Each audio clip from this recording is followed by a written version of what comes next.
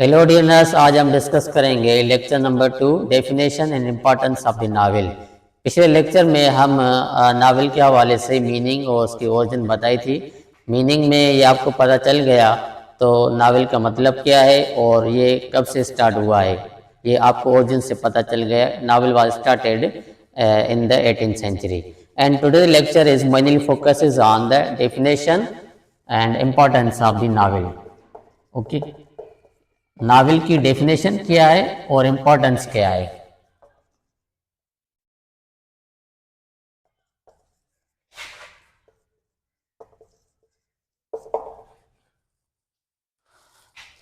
A long narrative prose fiction which expresses human real life experience and reflect multiple themes in prose form is called the novel. Okay, and I can write for you so you can understand easily. A long narrative prose fiction, okay, which expresses human real life,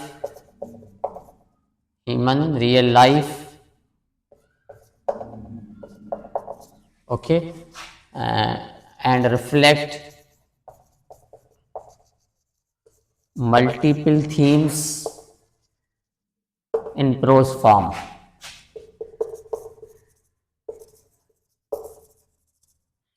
Is called the novel.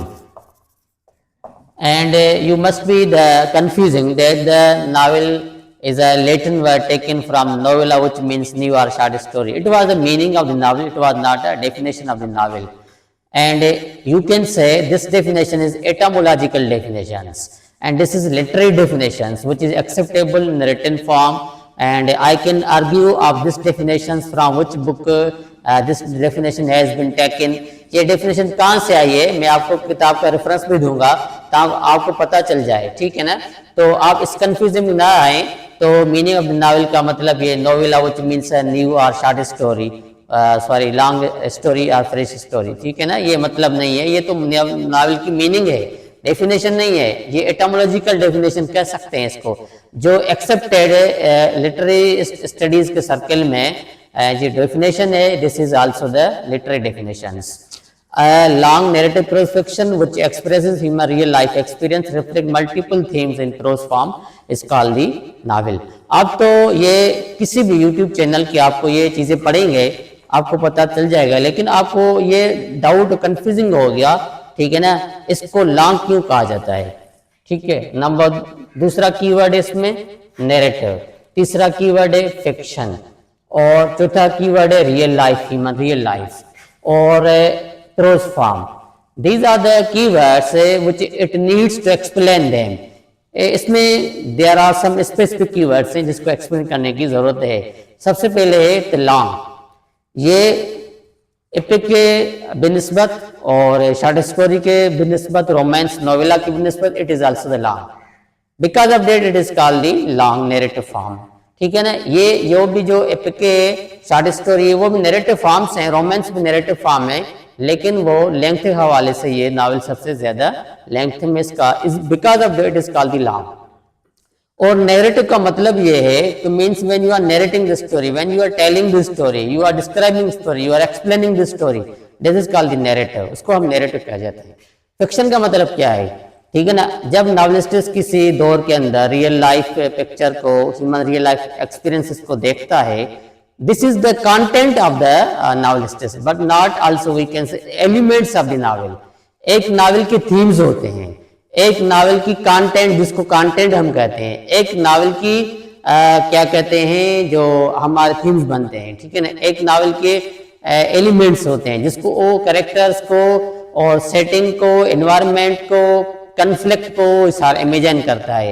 So fiction means based on the imagination, जिसमें कोई भी novelist है अगर उसको novel लिखना है तो वो इमेजिन करेगा किसी भी कैरेक्टर को, सेटिंग को, एनवायरनमेंट को, कन्फ्लिक्ट को, पॉइंट ऑफ व्यू को।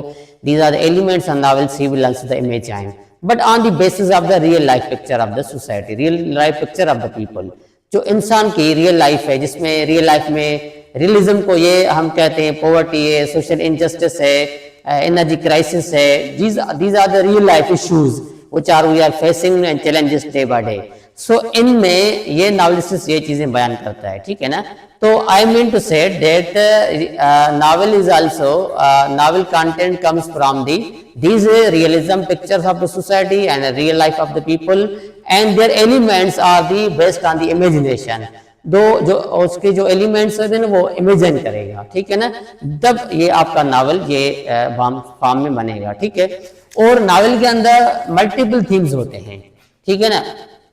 शॉर्ट स्टोरी के अंदर एक या दो थीम्स होते हैं, नोवेला के अंदर भी एक थीम्स होते हैं, उसमें भी वो नोवेला भी रियलिज्म बेस्ड अपॉन है लेकिन सिंगल थीम पे होती है, लेकिन नावल वो नैरेटिव फॉर्म है जिसमें मल्टीपल थीम्स होते हैं, ठीक है ना, इसलिए इसको रिफ्लेक्ट मल्टीपल थीम्स कहा जाता है, ठीक है। प्रोज फॉर्म का मतलब क्या है? प्रोज फॉर्म का मतलब है it means it is written in the sentences, it is written in the paragraphs, it is written in the essays forms.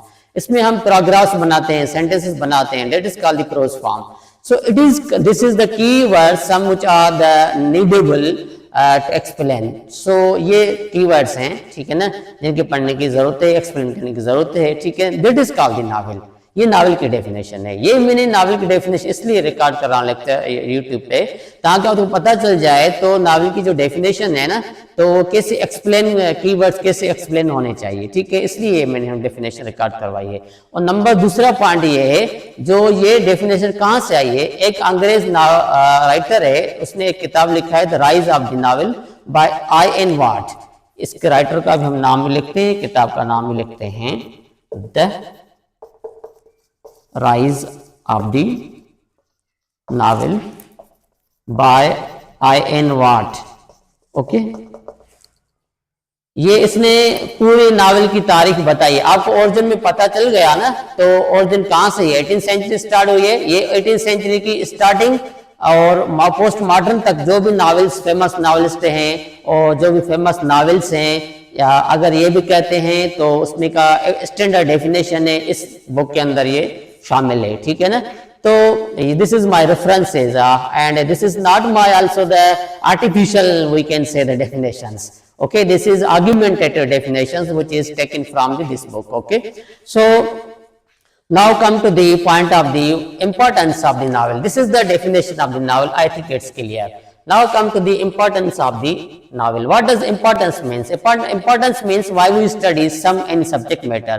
किसी भी हम subject matter को क्यों पढ़ते हैं, ठीक है, चाहे नावल है, ड्रामा है, पोइट्री है, शॉर्ट स्टोरी है, क्या भी जेनराज है इंग्लिश लिटरेचर के एनी टाइप की, तो हम ये क्यों पढ़ते हैं, इसका मतलब इसका अहमियत क्या है, ठीक है ना। तो हम ये इस लेक्चर में ये भी हम डिफाइन करेंगे, ठीक है ना।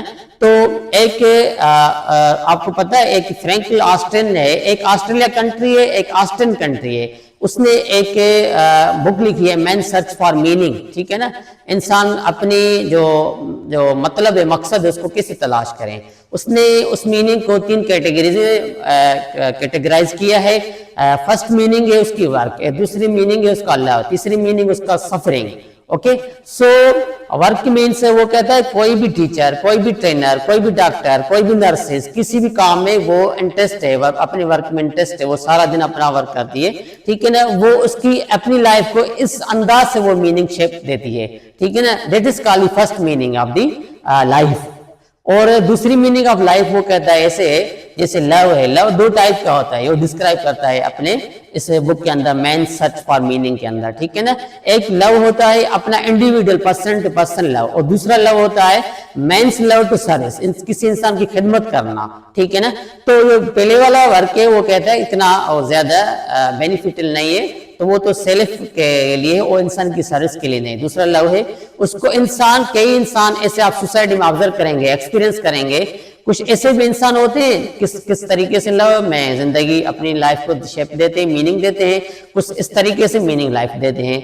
ये भी दूसरा टाइप है हमारे सोसाइटी के अंदर लोगों का, ठीक है ना, वो कहता है इस तरीके से भी लोग जिंदगी गुजारते हैं। और तीसरा टाइप है सफरिंग, किसी इंसान की, किसी पीपल की, सोसाइटी की आप ऑब्जर्व करेंगे, एक्सपीरियंस करेंगे, वो सफरिंग के अंदर उसकी जिंदगी चलती रहती है, गुजरती रहती है, ठीक है ना।